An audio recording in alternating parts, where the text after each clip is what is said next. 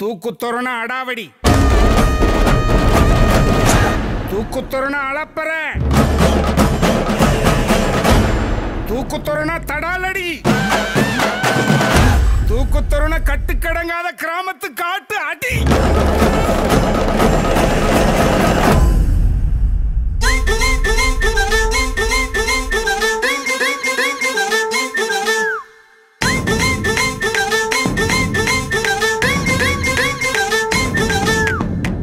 வேட்டி வேட்டி கட்டு வேட்டி வேட்டி வேட்டி கட்டு சேர சோழ பாண்டிக்கெல்லாம் சேர்த்து கட்டு.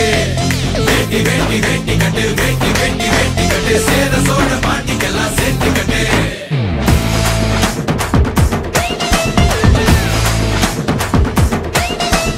அடாவடி தூக்கு தோற அலப்பற யான தோற தடாலடி சோக்கு தோற குணத்துல எது கோர.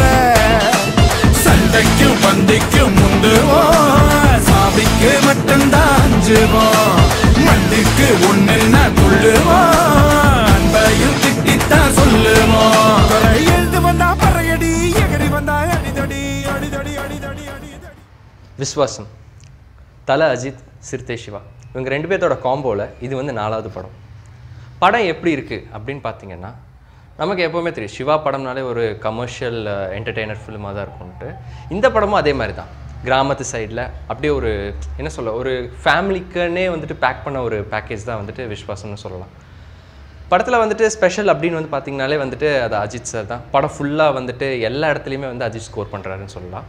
அதுக்கப்புறமேல வந்துட்டு படத்தில் வந்துட்டு ஸ்க்ரீன் பிளேயும் வந்து பார்த்திங்கன்னா சிவா படத்தில் எப்படி இருக்கும், எனக்கு என்ன தெரியுமோ அதை மட்டுமே நான் பண்ணுவேன்ற ஒரு மைண்ட் செட்டில் தான் வந்துட்டு சிவா வந்து இந்த படத்தை பேக் பண்ணியிருக்கான்னு சொல்லலாம். ஏன்னா ஒவ்வொரு சீனுமே வந்துட்டு எப்படி கொண்டு போனோமோ அதுக்கு தகுந்த மாதிரியே கொண்டு போயிருக்காங்க.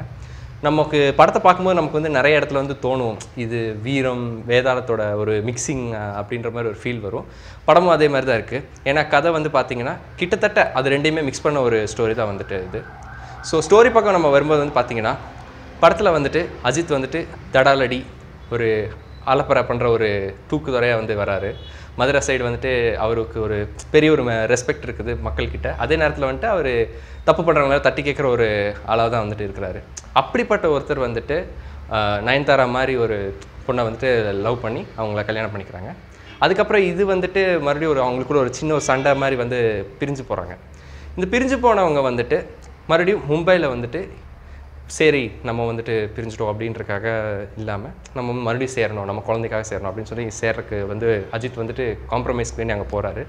அந்த டைம் அங்கே அவங்க ஒய்ஃபுக்கும் பொண்ணுக்கும் ஒரு பிரச்சனை வருது. இந்த பிரச்சனை எப்படி நம்ம தல அஜித் வந்துட்டு சால்வ் பண்ணுறாரு அப்படிங்கிறது தான் வந்துட்டு விஸ்வாசம். படத்தில் வந்துட்டு ப்ளஸ்ஸு அப்படின்னு வந்து சொன்னோம்னா நான் ஃபஸ்ட்டே சொன்ன மாதிரி வந்துட்டு அஜித் சார் தான். ஏன்னா அஜித் சார் வந்துட்டு ஒவ்வொரு இடத்துலையுமே வந்துட்டு அவரோட அந்த ஒரு மேனரிசம், அந்த ஒரு ரூரலான ஒரு வாய்ஸ் டோனு, அவர் டோனே வந்துட்டு ஒரு பயங்கரமான ஒரு டோனாக இருக்கும். அந்த டோனில் வந்துட்டு சிறுத்தை சிவோட டயலாக்ஸு, அந்த ஒவ்வொரு டயலாக்ஸுமே வந்துட்டு பேசும்போது வந்துட்டு அவ்வளோ எஃபெக்டிவாக இருக்குது. சில டைம் வந்துட்டு நமக்கு ஸ்க்ரீனில் பார்க்கும்போது நமக்கே வந்துட்டு அப்படியே அங்கங்கே ஒரு சில சீனில் வந்துட்டு அப்படியே பயங்கரமாக புல்லரிக்குதுன்னு கூட சொல்லலாம் டயலாக்ஸ் எல்லாம். அதுக்கப்புறமேல் வந்துட்டு இன்னொன்று வந்து பார்த்திங்கன்னா வந்துட்டு ஒரு புது அஜித் மாதிரி இல்லாமல் நமக்கு ஒரு பழைய அஜித் நம்ம பார்க்கலாம். ரொம்ப வருஷத்துக்கு முன்னாடி நம்ம வந்துட்டு அட்டகாசம் அந்த மாதிரி ஒரு படத்தில் வந்துட்டு அப்படியே ஒரு நக்கலாக வந்துட்டு அப்படியே ஜாலியாக க்ரேஸியாக வந்து அப்படியே பண்ணிட்டு போகிற மாதிரி தான் வந்துட்டு அஜித் சார் வந்துட்டு இந்த படத்தில் வந்துட்டு போகிறாரு. அதுக்கப்புறமேல் வந்துட்டு நயன்தாரா அவங்களுக்கு ரொம்ப சின்ன ஒரு போர்ஷன் மாதிரி தான் இருக்குது படத்தில். அங்கங்கே அப்படியே அடிக்கடி வந்துட்டு போகிறாங்க. அந்த போர்ஷனை வந்துட்டு நயன்தாரா வந்துட்டு எனக்கு கொடுத்த போர்ஷனை நான் கரெக்டாக பண்ணுவேன் அப்படின்ற ஒரு விஷயத்தை வந்துட்டு நயன்தாரா வந்து கரெக்டாக பண்ணிட்டு போயிடுறாங்க. மற்றபடி கேஸ்ட்டில் வந்து பார்த்திங்கன்னா தம்பிராமையா இருக்கிறாரு, பின்ன வந்துட்டு ரோபோசங்கர் இருக்கிறாங்க, யோகி பாபு இருக்கிறாங்க. இவங்க எல்லாருமே வந்துட்டு அவங்கவுங்களுக்குன்னு கொடுத்த அந்தந்த போர்ஷனை பண்ணிட்டு போயிடுறாங்க. ஸோ இதில் வந்து பார்த்திங்கன்னா ஆன் த ஹோலாக நம்ம வந்து பார்க்கும்போது படத்தில் அஜித் மட்டுமே வந்துட்டு பயங்கரமாக ஷைன் ஆகிறான்னு சொல்லலாம். படத்தில் அஸ் யூஷுவல் சொன்ன மாதிரி வந்து பார்த்திங்கன்னா எமோஷன் சீன்ஸ்க்கோ காமெடி சீன்ஸ்க்கோ பஞ்சம் இல்லை. பட் என்னென்னா இந்த காமெடி சீன்ஸ் வந்து சில இடத்துல வந்து ஒர்க் அவுட் ஆகலைன்றது வந்துட்டு என்னோட ஒரு சின்ன ஒரு ஃபீலிங்காக இருக்குது. மற்றபடி வந்து பார்த்திங்கன்னா படம் வந்துட்டு ஒரு போர் அடிக்குது அப்படின்ற மாதிரி இல்லாமல் ஒரு நல்ல ஒரு என்டர்டெய்னராக தான் போயிட்டுருக்குது. படத்தில் வந்துட்டு பார்த்திங்கன்னா சினிமாட்டோகிராஃபி சினிமாட்டோகிராஃபி வந்துட்டு நமக்கு ஆல்ரெடி தெரியும், சிவா வெற்றி காம்போன்றது வந்துட்டு நிறைய படத்தில் வந்து ஒர்க் அவுட் ஆகிருக்கு. இந்த படத்துலேயும் அதே மாதிரி தான் சினிமாட்டோகிராஃபி வந்துட்டு ஒரு செலிப்ரேஷன், பொங்கல் மாதிரி ஒரு ஃபெஸ்டிவலுக்கான அந்த ஒரு மூடை வந்துட்டு படத்தில் இருக்கிற அந்த சினிமாட்டோகிராஃபி நல்லாவே செட் பண்ணுதுன்னு சொல்லலாம். கலர் டோன்ஸ் ஆகட்டும், இல்லை வேறு எந்த ஒரு விஷயத்துலையுமே வந்துட்டு அந்த ஆக்ஷன் சீன்ஸ் அப்போது அந்த கேமரா மூவ்மெண்ட்ஸ் ஆகட்டும், எல்லாமே வந்துட்டு பக்காவாக வந்து பேக்கேஜ் ஆகிருக்குன்னு வந்து சொல்லலாம். மியூசிக் எனக்கு கேட்டால் வந்துட்டு இந்த மியூசிக் மட்டும் வந்துட்டு நம்ம கொஞ்சம் இந்த ஒரு என்ன சொல்கிறது, இமானுக்கு பதிலாக நமக்கு வேறு யாராவது ஒரு ஃபீல் கொடுத்துருக்கலாமோ அப்படின்னு. ஏன்னா நம்ம அந்த அஜித் யுவன்ற அந்த ஒரு விஷயத்தை வந்துட்டு ரொம்பவே மிஸ் பண்ணிகிட்டு இருக்கிறோம்னு நினைக்கிறேன். படத்தில் வந்து மியூசிக் வந்து பார்த்திங்கன்னா இமானோட அந்த மியூசிக் வந்துட்டு நிறைய இடத்துல வந்துட்டு பழைய படத்துங்களை வந்து ஞாபகப்படுத்திட்டு இருக்குது. அதாவது சீமராஜா, அதுக்கப்புறம் இந்த எல்லா மியூசிக்குமே வந்துட்டு நமக்கு ஆல்ரெடி நமக்கு கேட்ட அந்த ஒரு ஃபீலிங் வந்து கொடுத்துக்கிட்டே இருக்குது. இது நமக்கு வந்துட்டு பார்க்கும்போது இல்லை கேட்கும்போது வந்துட்டு லைட்டாக கொஞ்சம் ப்ராப்ளமாக இருக்குது. பட் மற்றபடி அடிச்சு தூக்காகட்டும், இல்லை வேட்டிக்கட்டு, இல்லை கண்ணானக்கண்ணி, இந்த சாங்ஸ் எல்லாமே வந்துட்டு நமக்கு ஒரு ப்ளசண்ட்டாக வந்துட்டு தேட்டரில் அது அடிச்சு தூக்கில் வந்துட்டு தலை வந்துட்டு கடைசி ஒரு 20-30 செகண்ட் வந்துட்டு பயங்கரமான ஒரு ஹெவி ஸ்டெப்பு போட்டு ஒரு நல்ல ஒரு டான்ஸ் போட்டிருக்கிறாரு. நிஜமாலுமே அதெல்லாம் வந்துட்டு தலை ஃபேன்ஸ்க்கு ஒரு என்ஜாய்மெண்ட்டாக தான் இருக்கும்.